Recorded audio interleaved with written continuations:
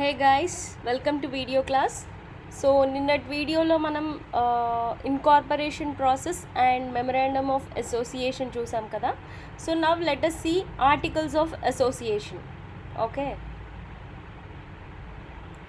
So articles of association, memorandum of association అంటే ఏమని చెప్పాను? ఎ document which shows all the details externally from a company. అంటే ఒక company ఏం బిజినెస్ చేస్తోంది, ఎందుకు చేస్తోంది, ఓకే, దాని స్ట్రెంగ్త్స్, దాని ఇన్వెస్ట్మెంట్ క్యాపిటల్ ఎంత, all such kind of details. అంటే మనం జస్ట్ సింపుల్గా మెమరాండమ్ ఆఫ్ అసోసియేషన్ చూస్తే ఆ బిజినెస్ ఏంటి అనేది మనకు కంప్లీట్గా ఒక ఐడియాలజీ వచ్చేస్తుంది. ఓకే, అండ్ అందులో ఉండే డిఫరెంట్ క్లాజెస్ కూడా చూసాం.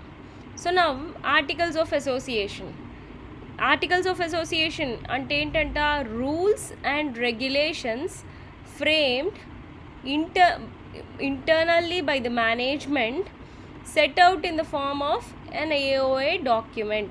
సో ఇంటర్నల్గా మన కంపెనీలో ఫాలో అయ్యే rules regulations framed by the management of the company, managers of the company, set out in the form of a AOA document, articles of association document.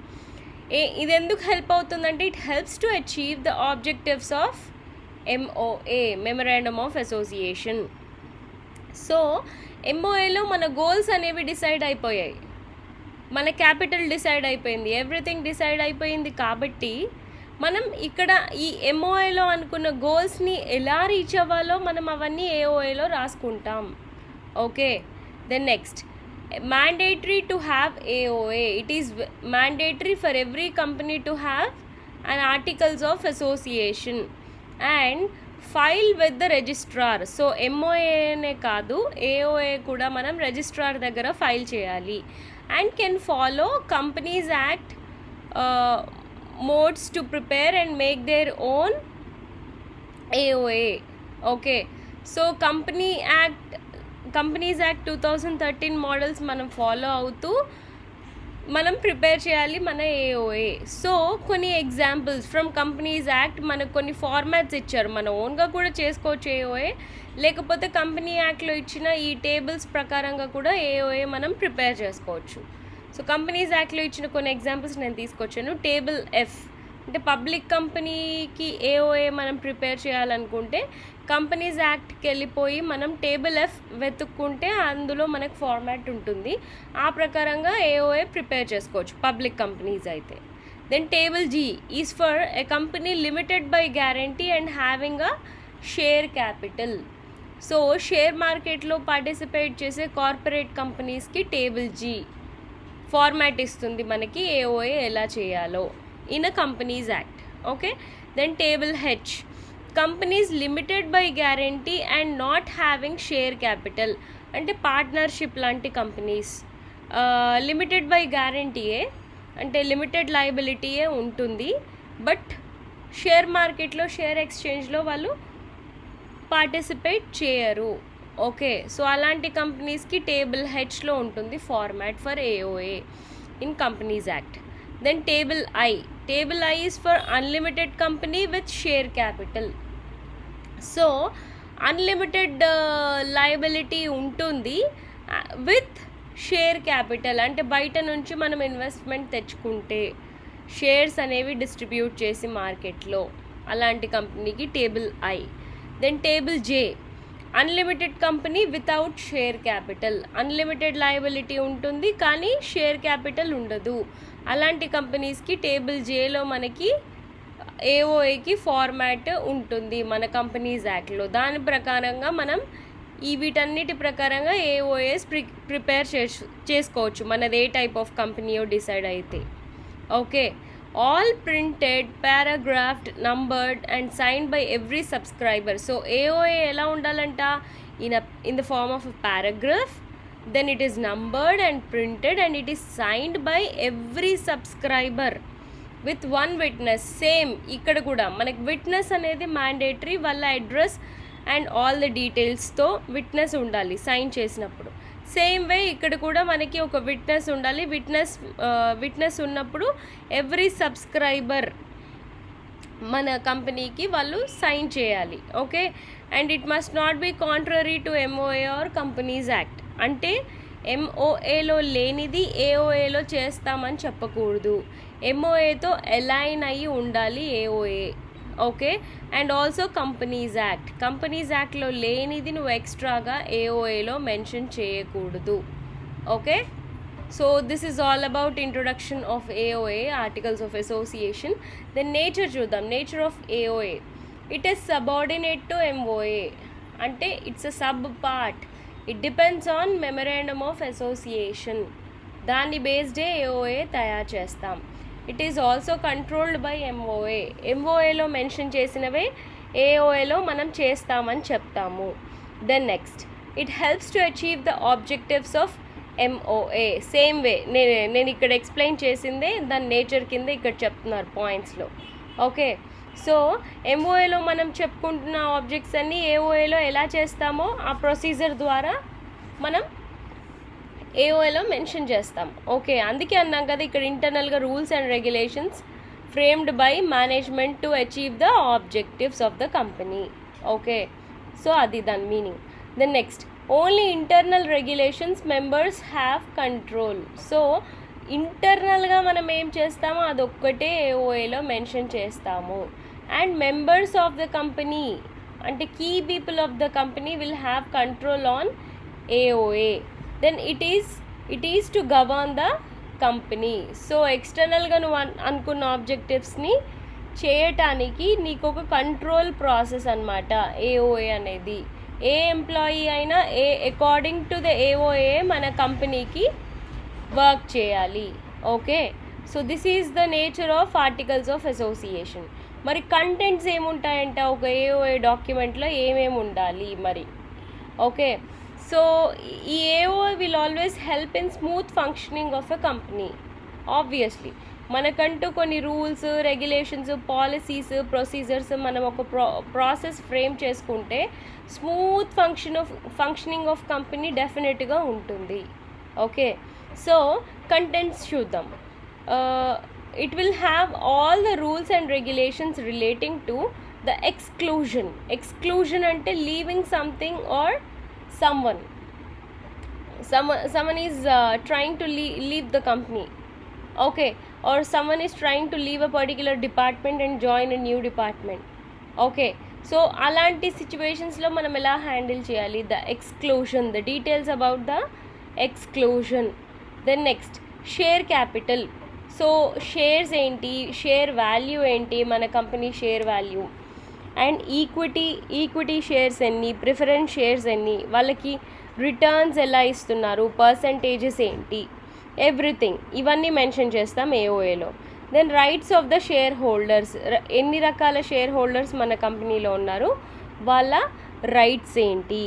Then procedure for allotment of shares అనేవి మనము applications వచ్చాక ఫైనల్గా allotment చేస్తాం కదా, so ఆ procedure ఎలా చేస్తున్నాము, ఒక్కొక్కరి ఇన్వెస్ట్మెంట్ బేసిస్లో షేర్స్ అనేవి ఎలా డివైడ్ చేస్తున్నాము, అది ఆ డీటెయిల్స్ కూడా మెన్షన్ చేస్తాం. Then next, increase or decrease or alter the share capital. Okay, so మనం బిజినెస్ స్టార్ట్ చేసినప్పుడైనా షేర్ క్యాపిటల్కి అప్రోచ్ అవుతాము, లేదా ఉన్న బిజినెస్ని ఎక్స్టెండ్ చేయాలన్న షేర్ క్యాపిటల్కి అప్రోచ్ అవుతాము, లేదా కొత్త ఎస్బియు స్టార్ట్ చేసిన షేర్ క్యాపిటల్కి అప్రోచ్ అవుతాము. So in all these cases share capital అనేది మనం పెంచవచ్చు, తగ్గించవచ్చు, లేదా రకరకాలుగా ఆల్టరేషన్స్ చేయొచ్చు. కాబట్టి ఆ డీటెయిల్స్ కూడా మనం ఏఓఏలో మెన్షన్ చేస్తాం. Then transfer of shares. So transfer of shares ఎలా జరగాలి, ఏ విధంగా ఆ రూల్స్, దాని రిలేటెడ్ రూల్స్, రెగ్యులేషన్స్ కూడా మనం ఏఓఏలో మెన్షన్ చేస్తాం. దెన్ లైన్ అంటే legal right against assets. Okay, legal right against assets అంటే నేను కొన్ని షేర్స్ కొనుక్కుంటున్నాను టాటా కంపెనీలో. సో షేర్ అనేది కంపెనీ అసెటే. సో నేను అది పర్చేస్ చేస్తున్నాను అంటే నాకు ఆబ్వియస్లీ ఒక లీగల్ రైట్ వస్తుంది అగెయిన్స్ట్ దట్ కంపెనీ, ఎందుకంటే I'm buying the ownership of the company in the form of shares. So if unpaid allotted shares కనుక ఉంటే, అంటే అలాట్మెంట్ చేశామని చెప్పారు, లేదా నీ క్యాపిటల్, నీ డబ్బులు తీసుకున్నారు ఇన్వెస్ట్మెంట్, కానీ నీకు షేర్స్ అలాట్ చేయలేదు, In all such kind of situations, you can look at this legal right against the assets details in AOA, and you can approach the company, or you can approach the solicitor of the company. Okay, then next, solicitor అంటే ఎవరు? Lawyer. Okay, so ఎలాంటి issue లేకుండా మనం solve చేసుకోవాలి. Then next, appointment, powers, duties, remuneration, all these kind of details of directors and officers of a company, ఇవన్నీ కూడా మనం mention చేయాలి. ఇవన్నీ ఎందుకు మెన్షన్ చేయాలి? అపాయింట్మెంట్, పవర్స్, డ్యూటీస్, రెమ్యూనరేషన్, ఎందుకంటే they are the key people of the company, they work for the business.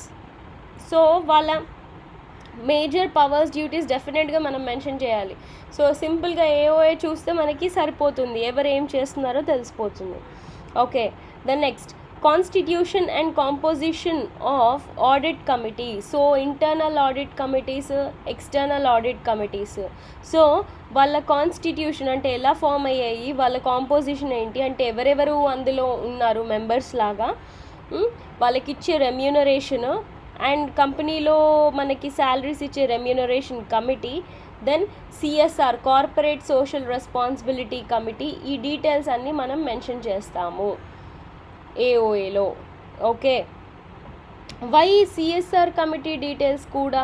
Auditing అంటే మనకి ఇంటర్నల్గా ప్రొసీజర్ని ఆడిటింగ్ చేస్తారు, మన ప్రాసెస్ అంతా కరెక్ట్గా ఉందా లేదా చూస్తారు. రెమ్యూనరేషన్ అంటే శాలరీస్ పే చేయాలి, సో ప్రతి చోట వర్క్ అవుతుంది కాబట్టి శాలరీ ప్రొసీజర్, పేరోల్ ప్రాసెస్ అనేది ఉండాలి, ఇది మ్యాండేటరీ. మరి why CSR? CSR is the major wing for many of the corporates these days, corporate social responsibility. So నువ్వు ఈ సొసైటీలో నీ కంపెనీ ఉందా, సో నీకొక్కడికే కాదు benefit, what benefit you are giving to the society, how responsible you are towards the society, either నీ product వల్ల అయినా సరే, లేదా నీ సర్వీస్ వల్ల అయినా సరే, లేదా నీకొచ్చిన ప్రాఫిట్స్ నుంచి నువ్వు బయటికి వెళ్ళి నీ కంపెనీ ద్వారా చేస్తున్న సోషల్ సర్వీస్ అయినా సరే, whatever it is, you must be into that these days. So CSR committee details కూడా మనం మెన్షన్ చేస్తాము. Then conversion of shares into stock. Okay, so shares into stock conversion process ఎలా ఉంటుంది, so అది కూడా మనం mention చేస్తాము. Then notice of meetings, voting rights, proxy అంటే ఒక పర్సన్ అన్అవైలబుల్ ఉన్నాడు ప్రస్తుతం, సో అతని బదులు who is going to act, ఒక డైరెక్టరో ఒక మేనేజరో ప్రస్తుతం ఆ సిచ్యువేషన్లో ఏ పర్సనల్ రీజన్స్ వల్లనో ఏదో కారణంగా ఉండలేకపోతున్నాడు ఆ సిచ్యువేషన్లో, so who is the proxy for that person, అంటే అతని బదులు ఇంకెవరు యాక్ట్ చేయబోతున్నారు. సో అందరి ఓటింగ్ రైట్స్ ఏంటి, ఎవరెవరికి ఎంతెంత ఓటింగ్ రైట్ ఉంది, ఏ షేర్ హోల్డర్స్కి ఎంత ఓటింగ్ రైట్ ఉంది.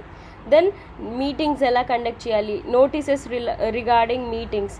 దెన్ కోరం అంటే మినిమం నెంబర్ ఆఫ్ మెంబర్స్ ఎంతమంది ఉండాలి ఒక మీటింగ్లో. ఓకే, దెన్ నెక్స్ట్ పోలింగ్ జరగాలి. పోలింగ్ అంటే ఓటింగ్, మనం డైరెక్టర్స్ని ఎన్నుకోవడానికి ఓటింగ్ జరుగుతుంది కదా, సో ఆ ప్రొసీజర్. సో ఇవన్నీ డీటెయిల్స్ మనం ఆర్టికల్స్ ఆఫ్ అసోసియేషన్లో మెన్షన్ చేయాలి. Okay, then next,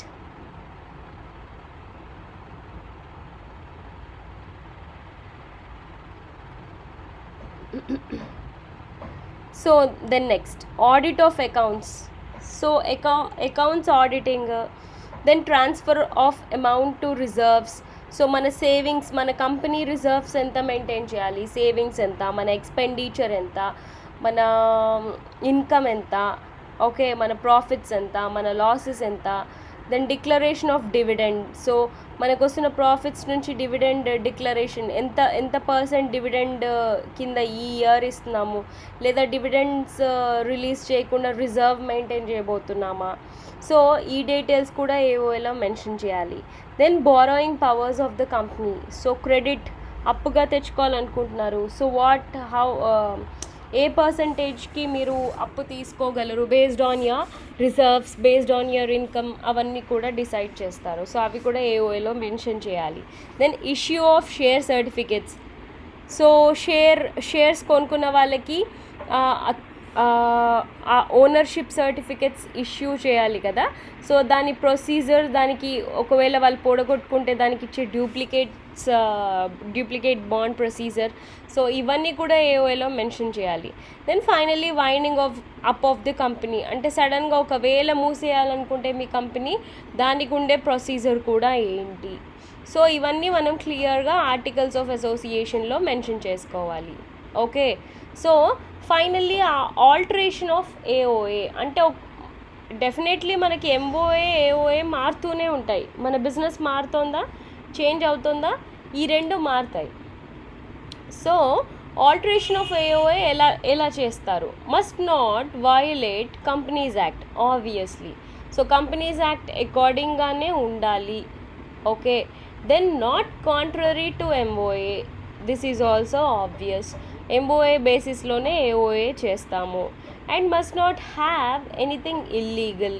so yeah, when incorporate చేసి నువ్వు లీగల్గా మూవ్ అవుతున్నావు అంటేనే it must not have anything illegal kind of things. And then must not badly effect the minority share holders. So minority share holders అంటే తక్కువగా invest చేసిన వాళ్ళకి కూడా బెనిఫిట్ జరగాలి, not only to the major investors. People who invested high అమౌంట్సే కాకుండా low amounts invest చేసిన వాళ్ళకు కూడా బెనిఫిట్ జరగాలి. సో ఈ విధంగా ఉన్నంత వరకు నువ్వు ఎలా అయినా సరే నీ ఆర్టికల్స్ ఆఫ్ అసోసియేషన్ని ఆల్టర్ చేసుకోవచ్చు, చేంజ్ చేసుకోవచ్చు. Okay, so this is all about AOA, articles of association. Then next let us see prospectus. Prospectus అంటే ఏం చెప్పాను నేను? It is an advertisement given by the company publicly to invite public to come to your company and buy your shares and debentures. Okay, so advertisement, నీ కంపెనీలో ఉన్న shares debentures వచ్చి కొనుక్కోండి అని పబ్లిక్కి మీరు ఇచ్చే ఇన్విటేషన్, అడ్వర్టైజ్మెంట్. ఓకే, సో ఎప్పుడు ఇస్తారంట ప్రాస్పెక్టస్? చూద్దాం. After incorporating to raise the finance, so capital subscription స్టేజ్లో, ఇన్కార్పొరేషన్ అయ్యాక స్టేజ్ 3లో, ఓకే ఆ 4 స్టేజెస్ చూసాం కదా, అందులో స్టేజ్ 3లో to raise the finance, promoters invite public to purchase the shares and debentures of the company through a document or notice or circular. Okay, so ఆ document, ఆ notice లేదా ఆ సర్క్యులర్నే మనము ప్రాస్పెక్టస్ అని అంటాము. సో షేర్స్ అంటే తెలిసిందే కదా, మన ఓనర్షిప్ ఆఫ్ ద కంపెనీని చిన్న చిన్న పార్ట్స్గా డివైడ్ చేసి మనం షేర్స్ కింద అమ్మి వాళ్ళు ఇచ్చే అమౌంట్ని ఇన్వెస్ట్మెంట్ కింద తీసుకుంటాము. ఇన్ రిటర్న్ మనం వాళ్ళకి డివిడెండ్ పే చేస్తాము.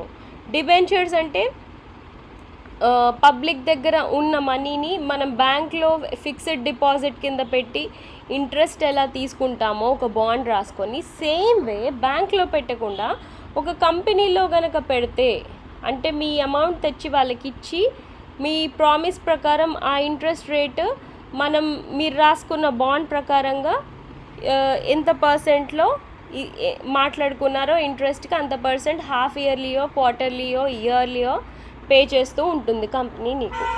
ఓకే, సో ఈ రెండు పర్చేస్ చేసుకోవడానికి నువ్వు ఒక సర్క్యులర్ ఇస్తే అదే prospectus to public. Okay, so it's an ad with detailed information about the company along with the application to apply. So ప్రాస్పెక్టస్లో ఏమేమి ఉంటాయంట? Company related detail information and advertisement and ఈ రెండు చూసి నీకు పబ్లిక్కి ఇంట్రెస్ట్ వస్తే అప్లై చేసుకోవడానికి అప్లికేషన్ ఫామ్. ఓకే, ఈ 3 ఉంటాయి.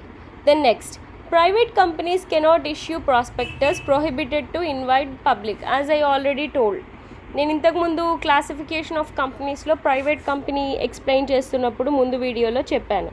ప్రైవేట్ కంపెనీస్కి అథారిటీ ఉండదు, ఓన్లీ పబ్లిక్ కంపెనీసే ఈ ప్రాస్పెక్టస్ అనేది పబ్లిక్గా రిలీజ్ చేయగలవు. Okay, then next, essentials of a prospectus. So ప్రాస్పెక్టస్లో ఏమేమి మెయిన్గా ఉండాలి మ్యాండేటరీగా? Invitation of offering to public which is convincing for them. So ఒక యాడ్ ఇస్తున్నాము అంటేనే ఎదుటి పర్సన్ కస్టమర్కి నువ్వు ఇచ్చే ఆఫర్ నచ్చేలాగా ఉండాలి. సో ఎటువంటి యాడ్ అయినా అది కన్విన్సింగ్గానే ఉండాలి నువ్వు అనుకునే కస్టమర్కి.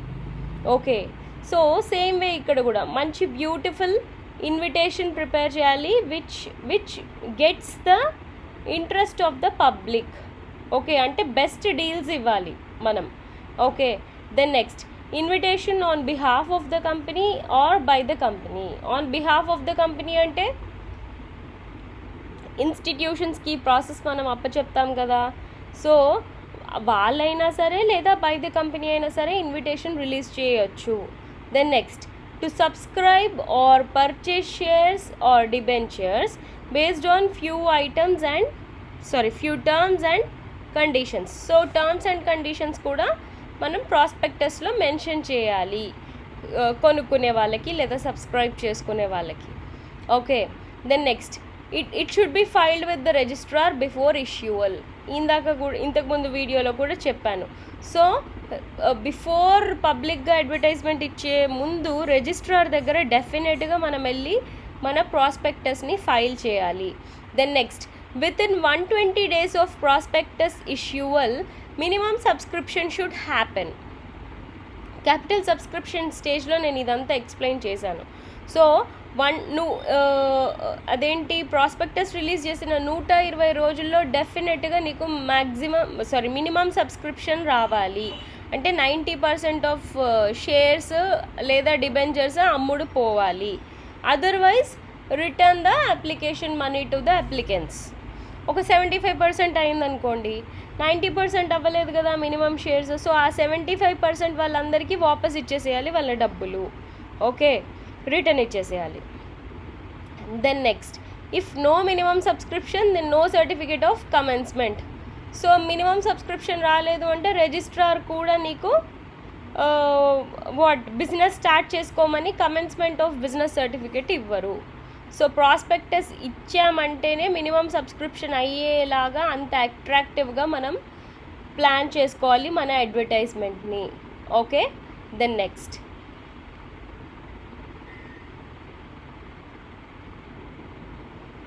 కంటెంట్స్. మరి ప్రాస్పెక్టస్లో ఏమేమి ఉండాలంట? Name and address of the company obviously, then MOA signatories with their full details and the number of shares taken by them. వాళ్ళ దగ్గర ఉన్న క్వాలిఫికేషన్ షేర్స్ ఏంటి అంటే వాళ్ళే కదా. మనము ఏ ప్రోడక్ట్ కొంటున్నాం అనుకోండి, ఒక కార్ కొంటున్నాము, ఈ కార్ ఇంతకుముందు ఎంత సేల్స్ జరిగాయి మార్కెట్లో, బయట ఈ పలానా టాటా నానో అనేవి ఎన్ని కార్స్ నడుస్తున్నాయి అని జనరల్గా అబ్జర్వ్ చేస్తాం. ఒక కస్టమర్ కూడా మార్కెట్ రీసెర్చ్ చేస్తాడు కొనే ముందు, ఎస్ ఆర్ నో. సో అలాగే అలాంటి కైండ్ ఆఫ్ ఇన్ఫర్మేషనే ఇది. సో MOA సిగ్నేటరీస్ అంటే key people of the company. So వాళ్ళు ఏ ఇంట్రెస్ట్తో, అసలు నీకు ఈ కంపెనీ కీ పీపుల్ ఎవరు, ఏ ఇంట్రెస్ట్తో ఆ కంపెనీలో ఇన్వెస్ట్ చేశారు. ఇప్పుడు ఒక కంపెనీ కొత్తగా స్టార్ట్ చేస్తున్నారు, అందులో టాటా వాళ్ళకి షేర్స్ ఉన్నాయి, రిలయన్స్ వాళ్ళకి షేర్స్ ఉన్నాయి అంటే డెఫినెట్గా కొనే వాళ్ళు ఇంట్రెస్ట్ చూపిస్తారు. ఎందుకంటే వాళ్ళు ఆల్రెడీ సక్సెస్ఫుల్ కంపెనీస్, వాళ్ళే ఇన్వెస్ట్ చేస్తున్నారంటే నేను కూడా ఇన్వెస్ట్ చేయొచ్చు అనుకుంటారు. కాబట్టి క్వాలిఫికేషన్, షేర్ హోల్డర్స్ అందరి డీటెయిల్స్ మనం మెన్షన్ చేయాలి ప్రాస్పెక్టస్లో. Then number of shares and its classes, అంటే రకరకాల షేర్స్ ఉంటాయి కదా, ఈక్విటీ షేర్స్, ప్రిఫరెన్స్ షేర్స్ అవన్నీ. సో వాటి క్లాసెస్తో పాటు ఎన్ని నెంబర్ ఆఫ్ షేర్స్ ఉన్నాయి. Then interest of share holders in property and profits of the company. Okay, so property and ప్రాఫిట్స్లో ఇంట్రెస్ట్ ఎంత ఉంటుంది షేర్ హోల్డర్స్కి, అది కూడా మనం మన ప్రాస్పెక్టస్లో మెన్షన్ చేయాలి.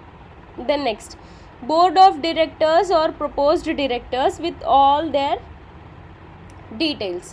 సో బోర్డ్ ఆఫ్ డైరెక్టర్స్ అప్పటి వరకు హైర్ కాలేదు, బట్ స్టిల్ ప్రపోజల్ అయితే ఉంది వీళ్ళని అనుకుంటున్నాము అని, అయితే వాళ్ళ డీటెయిల్స్ అవ్వకపోతే ప్రపోజ్డ్ డైరెక్టర్స్ డీటెయిల్స్ కూడా మనం ప్రాస్పెక్టస్లో మెన్షన్ చేయాలి. Then minimum subscription fixed by the promoter based on the company financial requirement. Sometimes ఇప్పుడు ఒక రిలయన్స్ కంపెనీయే తీసుకుందాం, ఈ వెరీ సక్సెస్ఫుల్లీ రన్నింగ్ కంపెనీ అది. సో వాళ్ళకి మినిమం సబ్స్క్రిప్షన్ 75% ఉన్నా సరిపోతుంది అనుకోండి. దెన్ 75% వాళ్ళు ఫిక్స్ చేసుకుంటారు. సో నీ మినిమం సబ్స్క్రిప్షన్ ఎంత నువ్వే ఫిక్స్ చేసుకోవాలి first, based on your financial requirement. నీకు చాలా ఫైనాన్షియల్ రిక్వైర్మెంట్ ఉందా, you will put it as 95%. Okay, లేదు పర్వాలేదు నాకు కొంచెం హాఫ్ అమౌంట్ వచ్చినా చాలు అనుకుంటే you will fix that. So అది కూడా నువ్వు మెన్షన్ చేయాలి. Then if any property from vendors their full particulars. So vendors బయట సప్లయర్స్ దగ్గర నుంచి ఏమైనా ప్రాపర్టీ తీసుకుంటే వాళ్ళ ఫుల్ డీటెయిల్స్ కూడా మెన్షన్ చేయాలి.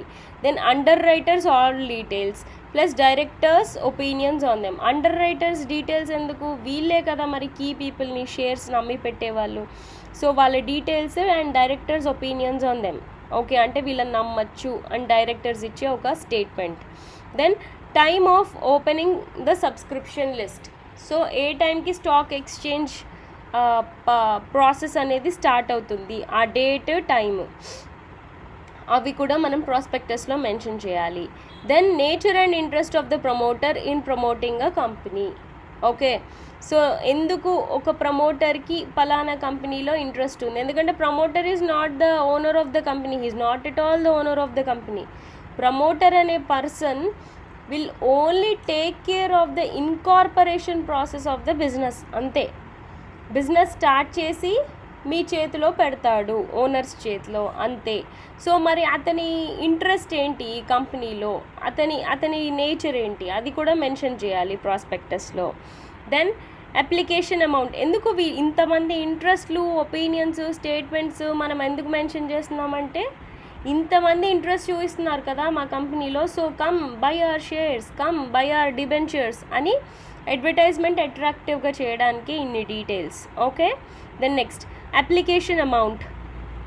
సో నువ్వు తీసుకోవాలనుకుంటున్నావు షేర్స్, అమౌంట్ ఎంత అప్లికేషన్కి, సో అలాట్మెంట్ ఎప్పుడు చేస్తారు, దానికి కాల్ ఎప్పుడు వస్తుంది, అలాట్మెంట్ కాల్, ఇవన్నీ డీటెయిల్స్ కూడా మెన్షన్ చేయాలి.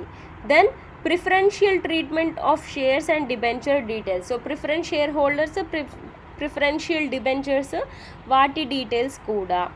అంటే వీళ్ళే కదా preference share holders are the people who get paid first. Returns dividends వీళ్ళకేగా ఫస్ట్ ఇస్తారు కాబట్టి వాటి డీటెయిల్స్ కూడా.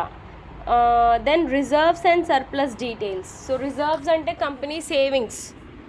ఓకే, సో కంపెనీ దగ్గర ఎంత సేవింగ్ ఉంది, సేవింగ్ ఎందుకు చూస్తారు ఏదైనా కొనాలనుకునే వాళ్ళు, ఎందుకు అంటే ఆ company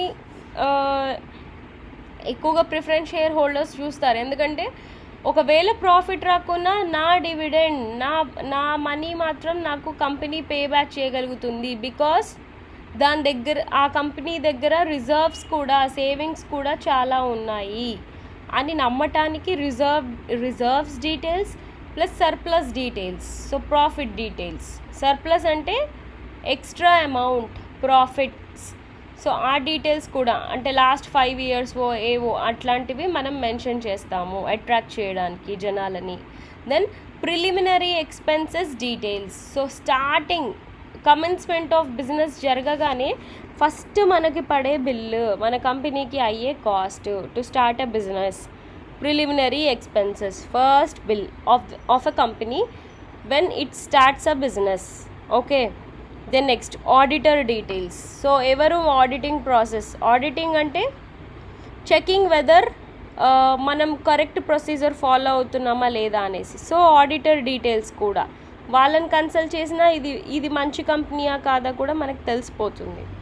okay, then voting rights and meeting details. So voting rights ఏంటి, ఎలాంటి షేర్స్కి, ఎలాంటి సబ్స్క్రిప్షన్స్కి ఎలాంటి ఓటింగ్ రైట్స్ ఉంటాయి, ఎవరెవరికి ఉండవు, ఇవన్నీ డీటెయిల్స్ మెన్షన్ చేస్తే ఒక అట్రాక్టివ్ అడ్వర్టైజ్మెంట్ ప్రాస్పెక్టస్ అవుతుంది.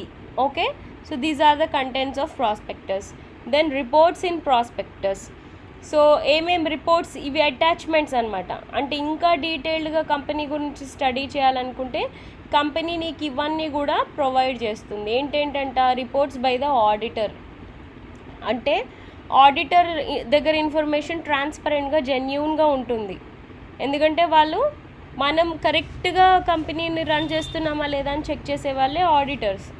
సో వాళ్ళ దగ్గర నుంచి మన company profit and loss accounts, assets ఏంటి, లయబిలిటీస్ ఏంటి మన కంపెనీ, ఈ డీటెయిల్స్ అన్నీ కూడా ఒక డాక్యుమెంట్ లాగా అటాచ్ చేస్తారు.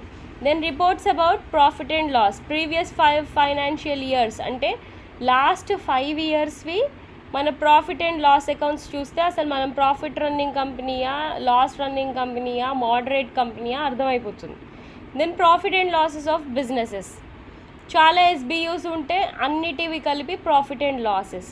Then reports about business or transaction, so business related information, దాన్ని ప్రోడక్ట్ లైన్స్, అందులో జరిగే ట్రాన్సాక్షన్స్, సేల్స్ ఎన్ని జరుగుతున్నాయి, sales related information, marketing related information. So ఈ డాక్యుమెంట్స్ అన్నీ కూడా మీకు ప్రొవైడ్ చేస్తారు ప్రాస్పెక్టస్తో పాటు. Okay, for deeper understanding of the company.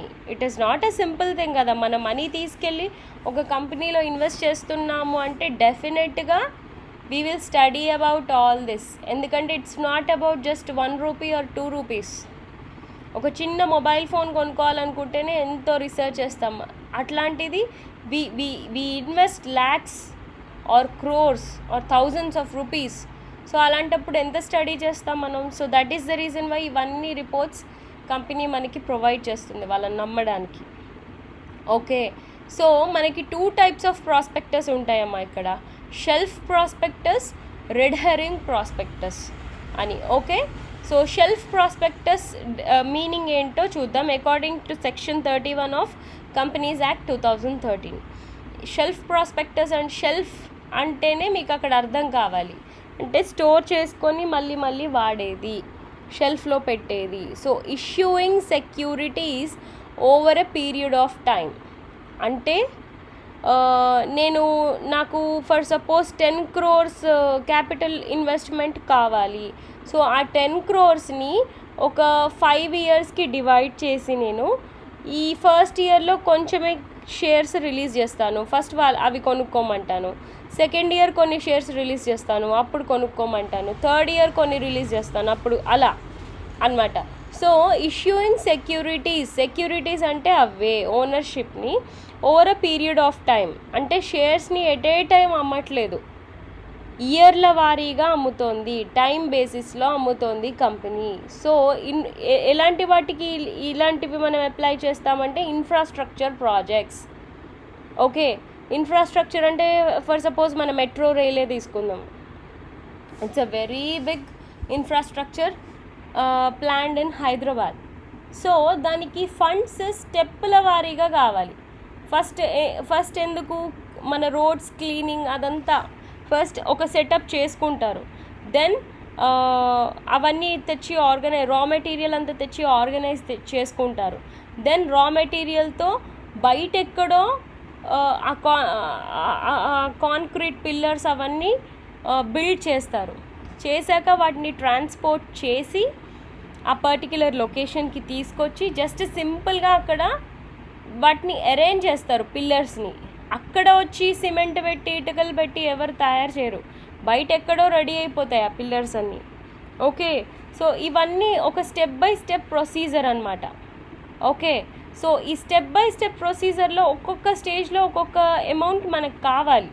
So అలాంటప్పుడు ఆ స్టేజెస్లోనే షేర్స్ రిలీజ్ చేసి అప్పుడు వచ్చిన ఇన్వెస్ట్మెంట్ని బిజినెస్లోకి పెడతారు. సో అలాంటి ప్రాస్పెక్టస్, అలాంటి అడ్వర్టైజ్మెంట్ని మనం షెల్ఫ్ ప్రాస్పెక్టస్ అంటాము. ఓకే, షెల్ఫ్ ప్రాస్పెక్టస్ ఒకటేసారి చేస్తారు, అదే ఇదిగో ఇక్కడ చెప్పాను, ఓన్లీ వన్స్ మేకింగ్, ఒకటేసారి అడ్వర్టైజ్మెంట్ తయారు చేస్తారు of prospectus. Then and filing with the registrar for a period of 1 year. So జనరల్గా షెల్ఫ్ ప్రాస్పెక్టస్ 1 yearకి ప్లాన్ చేస్తారంట. ఓకే, సో రిజిస్ట్రార్ దగ్గర ఫైల్ చేస్తే ఆ 1 yearలో నువ్వు 3 monthsకి రిలీజ్ చేసుకోవచ్చు. ఓకే, సో ఒకటే అడ్వర్టైజ్మెంట్ని ఊరికే మళ్ళీ రిజిస్ట్రార్ దగ్గర వెళ్ళి అడ్వర్టైజ్మెంట్ రిలీజ్ చేసిన ప్రతిసారి రిజిస్టర్ చేసుకొని అక్కర్లేదు. Okay, so this is all about shelf prospectus. Then red herring prospectus. Red herring అంటే a prospectus with no complete particulars on price of the securities offered or number of securities offered. అంటే ఎన్ని shares నువ్వు అమ్మకానికి పెడుతున్నావు, లేదా వాటిని ఎంత ప్రైస్కి అమ్మకానికి పెడుతున్నావు అసలు మొదలు చెప్పవు. Okay, they will be issued along with the information memorandum at least 3 days before the opening of the offer to the invitee. So just 3 days ముందే ఆ ఇన్ఫర్మేషన్ రివీల్ చేస్తాము. యాడ్ ఇచ్చిన రోజు నుంచి మనం అది రివీల్ చేయము. Okay, same rules as conventional prospectus. So ఇందులో ఉన్నవన్నీ ఈ రెడ్ హెరింగ్ ప్రాస్పెక్టస్లో ఉంటాయి. Any variations in these documents then are must be highlighted and informed to the subscribers individually. అంటే ఈ 3 days ముందే నువ్వు రివీల్ చేసే ఇన్ఫర్మేషన్ని ఈ అన్ని డీటెయిల్స్ రూపంలో ఇండివిజువల్గా అయినా నువ్వు నీ సబ్స్క్రైబర్స్కి నీ షేర్స్ కొనుక్కునే వాళ్ళకి ఇన్ఫార్మ్ చేస్తావు, లేదా 3 days ముందు ఒక అడ్వర్టైజ్మెంట్ ఇచ్చేస్తావు. ఆ 3 days తర్వాత 4th day నీకు స్టాక్ ఎక్స్చేంజ్ ప్రాసెస్ అనేది జరుగుతుంది. Okay, so red herring prospectus అంటే ఇదమ్మా. Okay, then next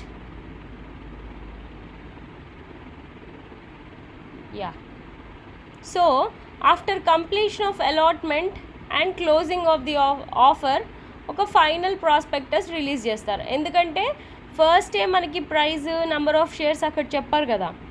so 3 days ముందు రిలీజ్ చేస్తారు కాబట్టి ఇక్కడ ఏంటి, మొత్తం ప్రాసెస్ అయిపోయాక నేను ఇంత ప్రైస్ పెట్టి ఇన్ని షేర్స్ అమ్మాను అనేసి ఒక ప్రాసెస్ అయిపోయాక ఫైనల్ ప్రాస్పెక్టస్ రిలీజ్ చేస్తారనమాట విత్ క్యాపిటల్ రైజ్డ్.